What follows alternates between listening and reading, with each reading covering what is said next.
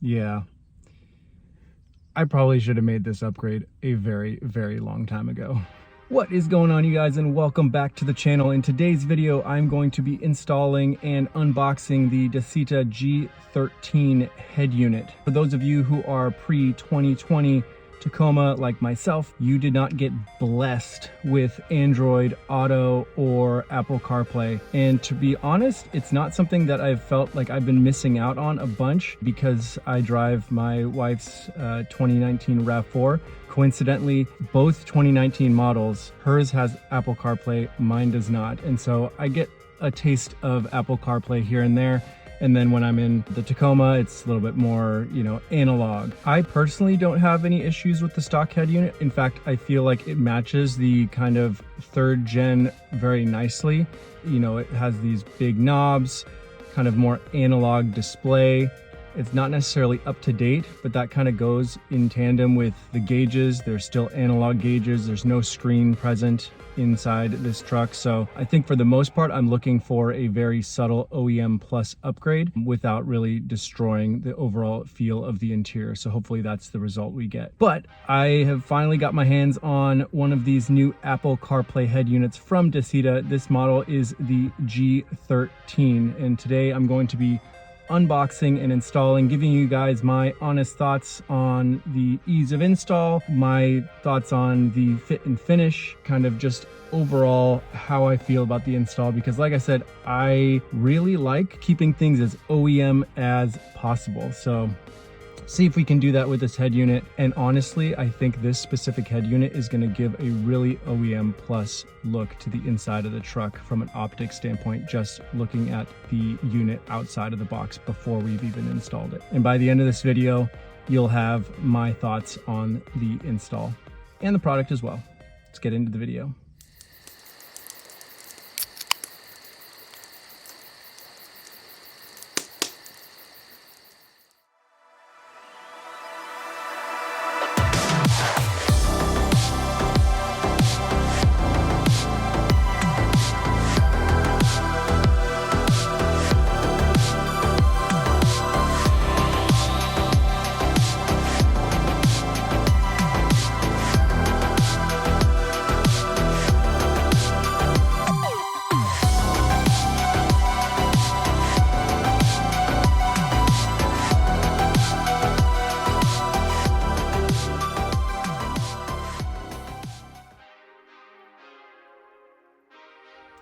In terms of packaging, Dasaita has a really nice, simple, sleek design with this really nice white box with a oceanic blue G13 logo, letting you know that's the model that you have.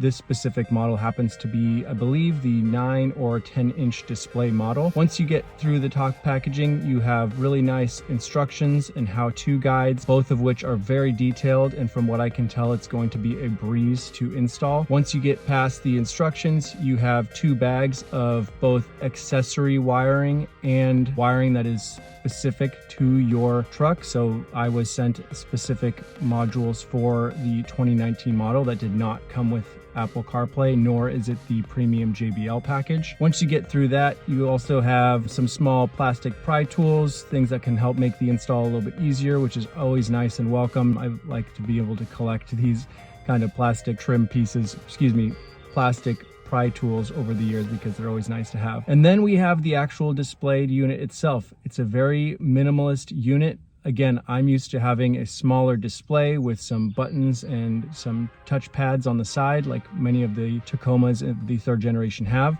This is just a big screen, and honestly, it looks really nice, and I can't wait to get it mounted into the front of the truck in the dash. All right, so let's get started. So you can see here I have everything kind of laid out. I've got the G13 unit, I've got my instructions, I've got both my accessory bag and accessory cables for specific to this display. I will make sure to link you which display is which, because some of them have like the little buttons here on the side and some are like the JBL audio system. So this is for the 2019 year model. This is a tech package actually, but I do not have JBL. So we're gonna go ahead and get started. I'm gonna sift through the user manual here, maybe open these up. But to start, I will have to undo my Expedition Essentials mount there. As I mentioned, I got this unit partially because I can keep this factory. So I'm gonna remove those bolts, and then as many of you may know, this actually just kind of pulls off. So let me get these bolts done, and then I'll show you guys what that looks like. Most people won't have had to do this step, but I went ahead and removed these two.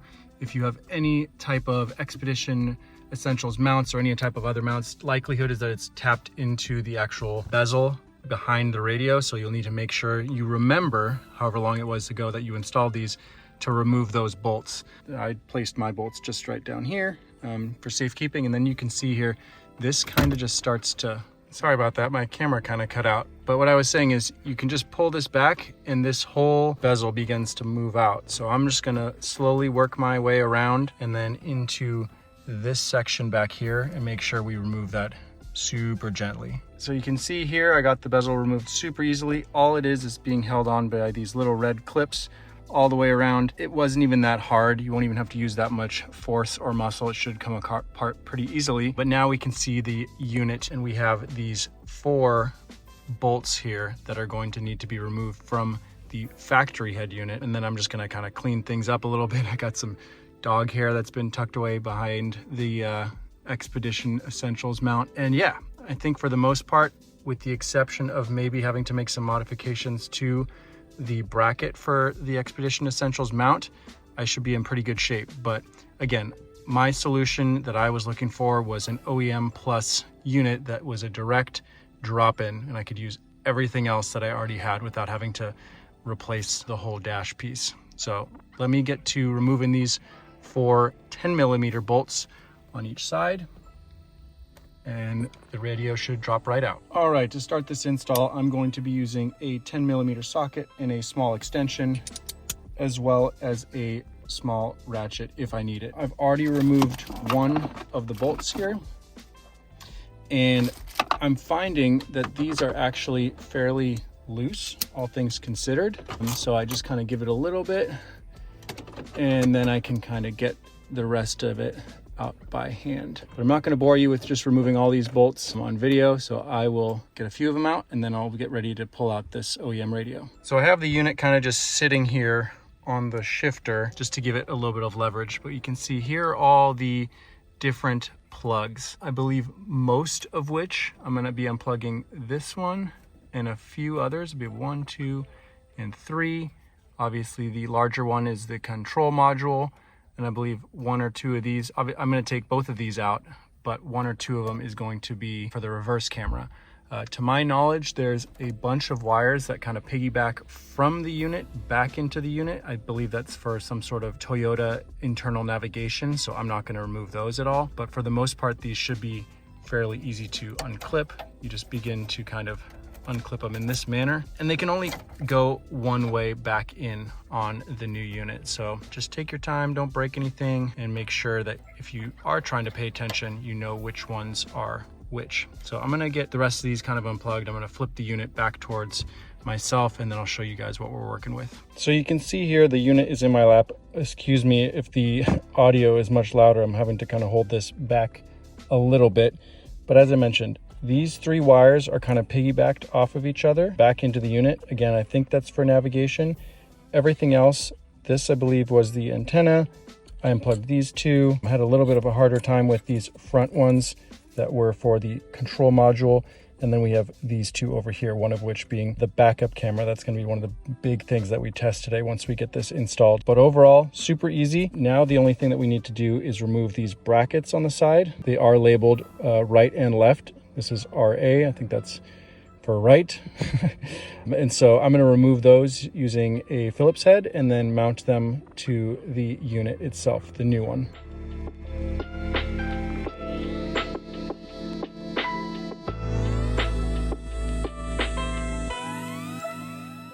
All right, so I went ahead and removed the brackets from the OEM radio here, and then using the directions, they actually show you exactly which holes they need to be in. So I went ahead and mounted one side already to the G13 unit, and I'm about to do the other side.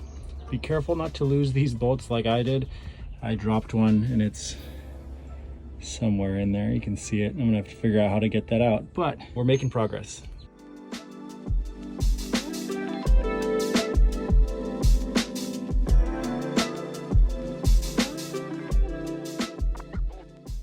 All right, now that I'm back in the vehicle, I have the brackets mounted on the actual unit itself. I'm taking a look here at what this mess of wires means. I'm looking here, there's tons of little things that you can see here. There's, you know, capability for video games, for auxiliary speakers, things of that nature. And so I'm going to be kind of just using the bare essentials. All right, so I have the unit here and I'm going to be putting in different cables, and I'll probably have to do like a before and after, because managing this one-handed is going to be quite the challenge. But everything's labeled properly. You can see here, this is the first of the cables that's going to go right in there. And if you look at the other harness, they're different actual shapes. So that, like I said at the beginning, there's very little ways for you to mess this up. I'm going to just start hooking everything up, show you guys the end result. And as I mentioned, I'm also not going to be including everything. Per the instructions, there's stuff for video games, you know, Wi-Fi, all that. I just want Apple CarPlay, and that's it. I want the bare bones. I want this to be a nice upgrade to the OEM setup. And if later on down the line, it's just 4 10mm bolts and you're all set. So I'm gonna get to putting this thing together and let you guys know what it looks like once I've gotten most of the wiring cleaned up. Hey, look at that. So we are getting somewhere. It's a little bit more difficult than I thought. I don't know if this is, like, obviously this isn't their newest unit, so I'm kind of learning this trial and error a little bit, but I got everything hooked up. One thing to note, if you have this year and style of radio that came with the factory, or came from factory, you want to use the B004-X harness. So far, I've been able to find that, losing focus there, that I do not have my backup camera yet, and I do not have steering wheel controls. So I'm still working on that. Once I get that taken care of, I am going to make a call and see if I need to use this additional mic. But for the most part, it should be pretty good. And I'll keep you guys posted as I kind of continue moving through this process. Okay, so slight update here. You will notice that this harness, which is actually connected to this blue cable here, only has 3 pigtails. And I found that one said camera, one said aux right in, and aux left in. I'm assuming that that's aux for volume control up and down, and that's for a reverse camera. So I'm gonna give it a shot here and see if that works. Otherwise, I'm gonna have to kind of start really digging into the wiring, which I've gotten a lot better at over the years, but it's definitely still not my cup of tea here. But super excited to see when we get to the end result here soon. Okay, so I figured it out. This little module here is interchangeable between both harnesses. So I was just able to disconnect it from this harness right here, which is for the newer models, and attach it here. Now my backup camera works. Give you some thoughts on that here in a second, so stick with me.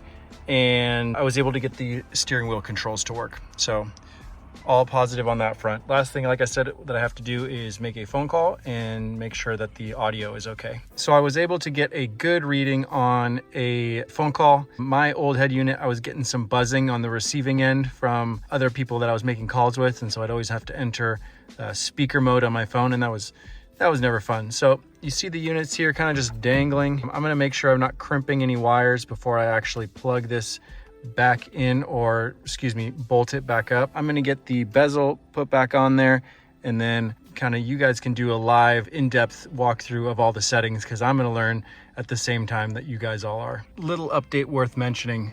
As I mentioned, I had to remove these brackets for the Expedition Essentials mount, and I was a little bit worried that it wasn't going to work, but it looks like we're clearancing just by a little bit. And so I am finding that I need to bend these brackets just a little bit to fit. I'm not sure what that's about, but we're getting it all situated here. I'm just trying to be extra meticulous, and you guys should too. If you're installing one of these, just be extra careful, just so you're not break any clips or tabs. That's something you don't want to have to worry about later on. So I have the radio in here. Looks good. I still haven't removed this label. One thing I am going to do and check is, it's hard to tell on camera, but it sits flush down here, but up towards the top, it's kind of recessed in. And the same goes for this side. Most people probably won't even care about this, but since I'm meticulous and like to do things once and not have to worry about it again, I'm gonna just double check the mounting locations. Maybe I can move that a little bit, just give it a little bit of a bend and see if that can sit a little bit more flush. All right, now that we got the unit installed, just turn the car into accessory mode. We're greeted by the kind of Android Auto setup. It automatically will connect to Bluetooth and set up your wireless CarPlay connection. I will say it's a little bit slower than I would have liked, but here you are. We got wireless Apple CarPlay, music's got all my apps on here, onX Off-Road. If you're ever trying to use onX, you know how frustrating it can be to just have to use your phone. So that's a huge plus. You got Spotify, a few of my other apps on here. I'll be sure to kind of update and maybe add a few others. But for the most part, this is the core. This is exactly what I wanted. This is something I needed. I've never had it before. So I'm going to be getting a good use out of CarPlay here with this G13 unit. You can see here we have the volume controls, which work well. You'll have to trust me. I'm now going to use the steering wheel control. That's going to be for volume up. So that works. If we go to, I believe it's home. This is kind of the Android Auto setup. Obviously, I still need to set the time, but you have a whole host of settings here. Network and internet capability. You want to connect different devices to Bluetooth, you can. Let's see what car driving and navigation does. So right now we have enabled Apple CarPlay for navigation. That makes sense. If you had some sort of additional CarPlay unit, that's something that you could add as well. Let's go back here. Apps. You can see all the different apps in here. There's a host of them. Calculator, calendar, CAN bus, Google Chrome. I would have no idea that you have a web browser on one of these, but that's super awesome if you're ever anywhere with that's Wi-Fi enabled. So we're kind of just scrolling through here. All these are kind of already in the unit. If I go to Hulu, let's see what happens. Can I go to the app? I probably have to install it somehow. Open. Wow. So you can log into your Hulu account on this. That's wild. I'm gonna get off of the camera here for a sec, type in my credentials, and we'll see if we can actually get a streaming service up on this unit. Okay, I got a little ahead of myself. Obviously, I didn't install the Wi-Fi antenna on the back. It might be something I do in the future. But again, if you don't have a Wi-Fi signal or any type of cellular connection, if you are running a Starlink, that might be a reason why you could set that up. But I was not able to log in. But you'll be able to set, sound and vibration, ketone. I'm actually going to do off because I'm not a huge fan of ketones on these kinds of things. Display, you got different sizes for font, display size for text. Let's see what we're doing here. I'm just going to leave that as default. Brightness levels, that's kind of nice that you have that option. Night display. I don't even know what this is, but I'm going to leave it at about half. Go through here, touch assistive. Going to go back again. I'm just kind of walking through these because I don't know about all of them. Screenshot settings. Wallpaper, that's a really cool one. Wallpapers.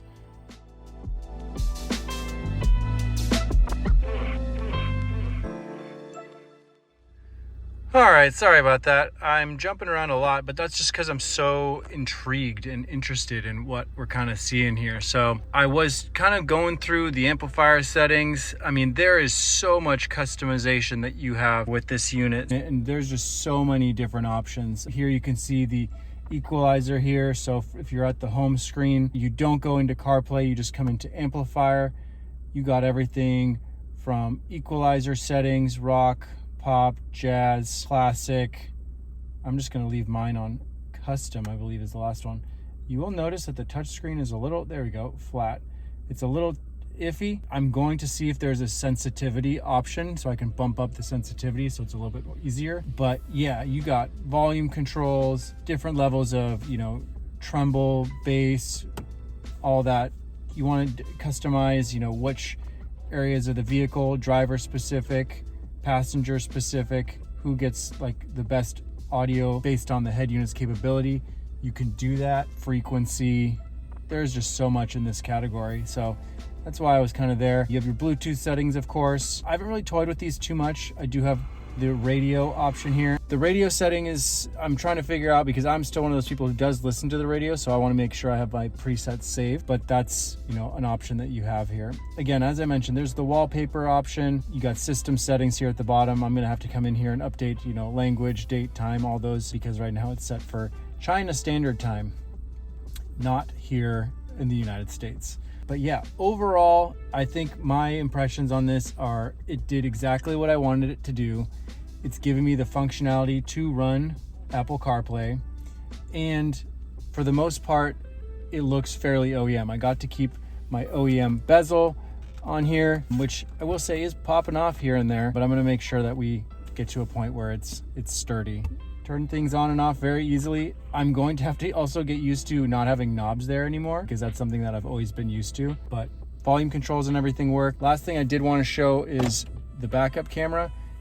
You will notice that there is quite a delay there. That's something I'm also going to have to get used to. I had to flip the truck around to get into a better position so the sun wasn't cooking me, but the backup camera does take a few seconds. And if I'm not mistaken, I think the quality might be a little bit worse, but the positive is the display is much bigger now, so you got a bigger field of view, which I of course love.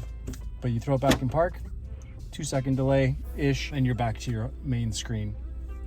Overall, I love the layout of this unit. You have all these different options. You know, I've kind of gone over the main ones that I'm looking at.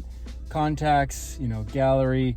You got email on here. Like I said, if you have access to some sort of app store or an internet connection, Starlink, something like that, you might have access to things of that nature. You got YouTube on here, Netflix, Instagram, Hulu. So I may go ahead and get the Wi-Fi antenna set up here in the next few weeks. But for right now, I think this works out perfectly, so I don't have to worry about anything.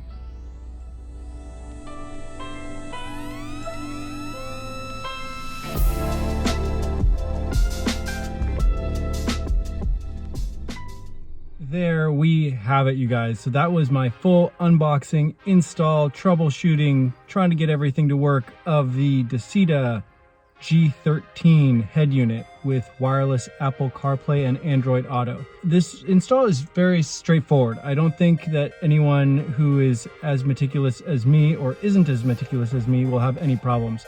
As I mentioned in many of my videos, I'm extra critical when it comes to installs. I like to do it once, not have to go through it and do anything over again. Although many times that is the case and I have to go through and kind of tweak on things. With this head unit specifically, I think that I am in pretty good shape. I may have to make a few adjustments to just get the sound right. I want to get that Wi-Fi antenna installed in case we're ever at a campsite or something that might have Wi-Fi. Watching a video or a movie on the head unit might be a fun little change up to how we camp. But overall, the quality is amazing. The display is amazing. It's exponentially larger than the factory unit. And if you're considering upgrading to any specific head unit, I would definitely give this Dasaita G13 head unit a shot. I'll leave a link in the description below for the product. And you can go ahead and check out any other of the units that they have on their website. They got a full library of different units that fit every single person's needs, no matter what vehicle you drive. If it's a Tacoma you want, and you don't like this unit, don't worry, they've got tons of other options on their website available. So without further ado, thank you for watching, sticking through these longer videos when I'm doing DIY troubleshooting. Hopefully it's helpful to you all and can pass on some knowledge to a certain extent. If you're new to the channel, consider getting subscribed. Try to make videos every 2 to 3 weeks. We're on the path to make a video every week, but as of right now, you can expect more videos like this in the very near future. So get subscribed, leave a comment down below. Let me know what you think of the video, the install, the product. And if you have one, if you have any G13 head units out there, let me get your feedback and see what you guys all think. I'd be curious to know someone who's had one of these for quite some time, what the long-term effect on their driving experience has been. So if you don't leave a comment, consider leaving a like. Like I said, get subscribed. Until next time, enjoy the ride.